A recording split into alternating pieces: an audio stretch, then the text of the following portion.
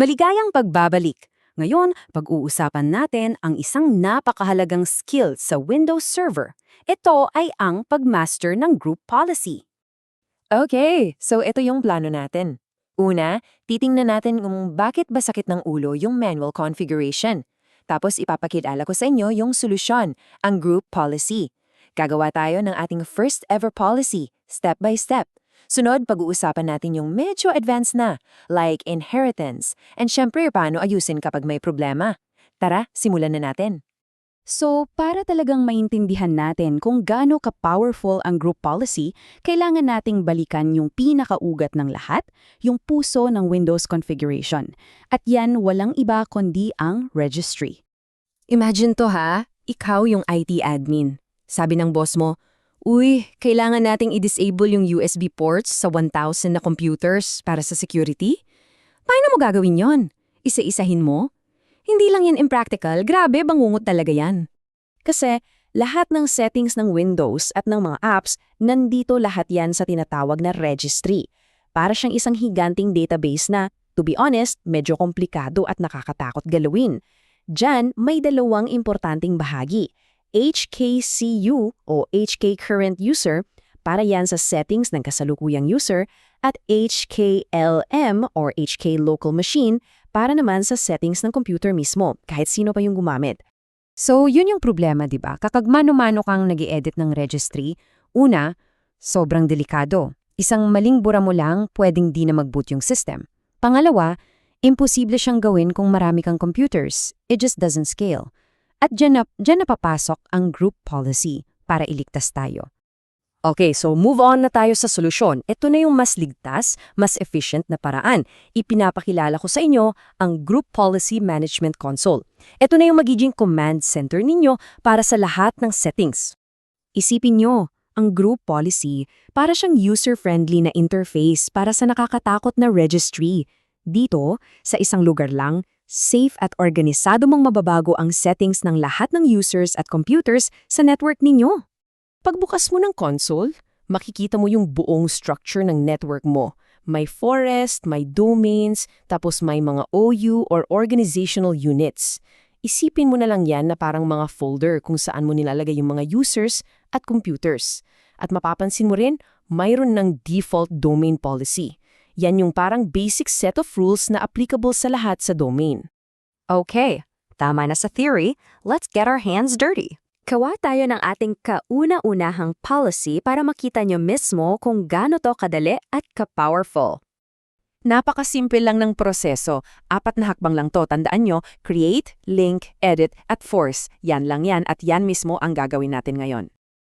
Okay, so ang goal natin, gusto nating tanggalin lahat ng icon sa desktop ng mga taga-sales department. So gagawa tayo ng bagong policy. Tatawagin natin siyang Sales GP Policy. Tapos, ililink natin yan sa Sales OU kung saan andun yung test user natin na sabihin na nating si James Kirk. Okay, so pag-edit natin ng policy, may dalawang malaking section kang makikita, computer configuration at user configuration. Simple lang yung pagkakaiba niyan. Yung sa computer, apektado yung buong PC, kahit sino pa mag-login. Yung sa user naman, sinusundan niya yung user kahit saang PC pa siya mag-login. Gets? At teka, may isa pang importanteng distinction dito.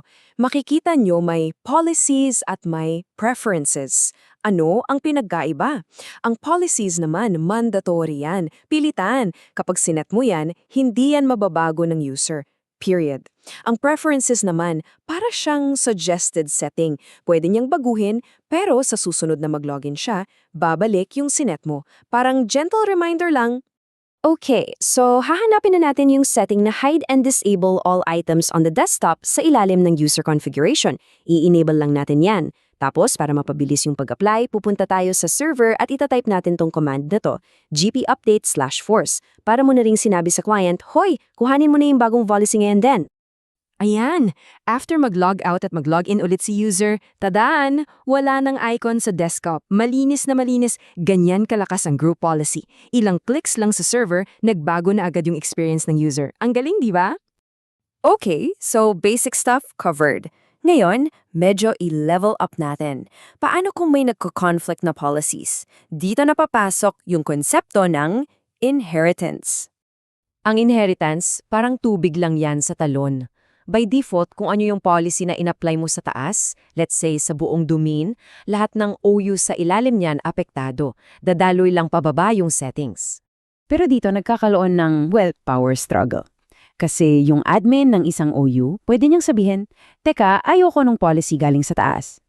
Pwede niyang i-block inheritance, pero yung domain admin naman sa taas pwedeng sabihin, pasensya ka, pero itong policy na to para sa password, sobrang importante, i-enforce ko to. At kapag enforced na, wala nang magagawa yung admin sa baba. At yan ang tandaan nyo, kapag enforced, panalo yan. Laging panalo. Ito yung alas mo para masigurado na yung mga pinaka-critical na security settings, yung mga non-negotiable, ay talagang-talagang naipapatupad sa buong kumpanya. Walang-wala ng exceptions.